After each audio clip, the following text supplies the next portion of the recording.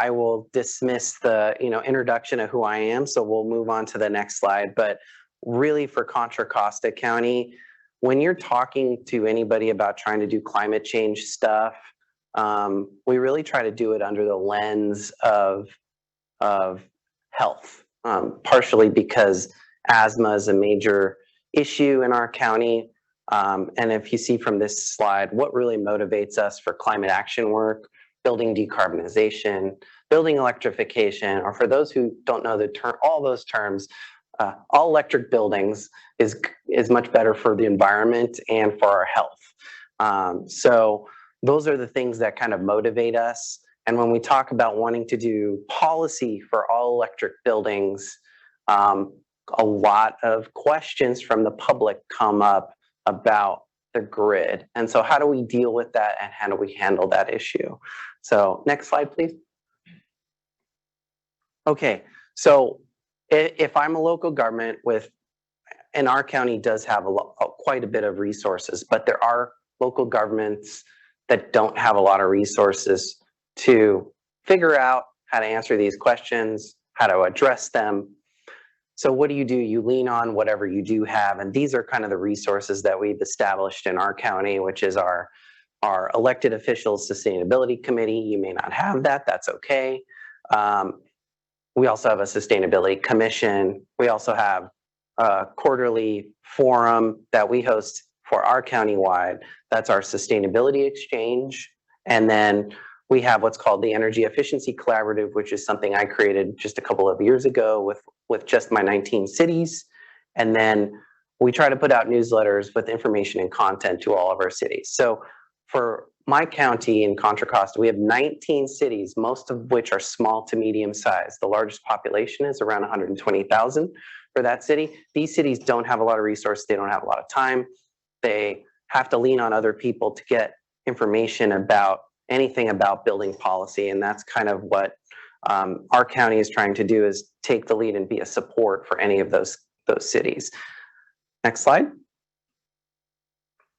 All right, so what got us here in terms of these questions about the grid was we actually moved forward with the adoption of an all-electric ordinance, which was adopted in mid-2022. It was great because what did it do? There was only one other city in our jurisdiction that had an all-electric ordinance. It made them have theirs more stringent because ours was more stringent than theirs, which is always a good thing in the environmental world. The other thing it did was several cities jumped on and said, hey, the county just adopted it. The city of Martinez wants to do it, and then the city of Hercules. So they both adopted pretty much the identical ordinance that the county did.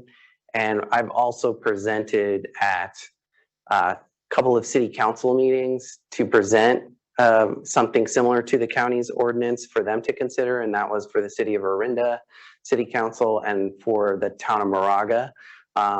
And so that's kind of our strategy. The reason I explain this is this stuff's complicated, and these cities don't have a lot of resources and time to dedicate, several hours, hundreds of hours, maybe, for some of us in this field. And part of it is just like being able to be available for those cities to help support them, provide any kind of help to answer a lot of the questions that come up when you're talking about making buildings be all electric, whether it's new construction or existing buildings. Next slide. Okay, so this is really the meat of some of the issues that come up. Usually I don't put a lot of words on my slides, but these are some of the questions that come up that I'm hoping we can get answered today at today's forum. So, if my local government adopts an all-electric building process, can the grid handle it? Yes, there's lots of state planning, and this is how I answer the question to our city council members or anybody yes, we can do this. The state has a lot of resources that they're putting, particularly the California Energy Commission, which we'll get a presentation from later about all of that stuff. So hoping that today's forum will provide a little bit more of a safety net for others. And then your typical response to public safety power shutoffs, often referred to as PSPS events, that's a separate issue, right? That's fire safety. That's not about building electrification grid issues. That's just a separate issue. And for those who've been in their home a long time and don't replace their appliances, guess what?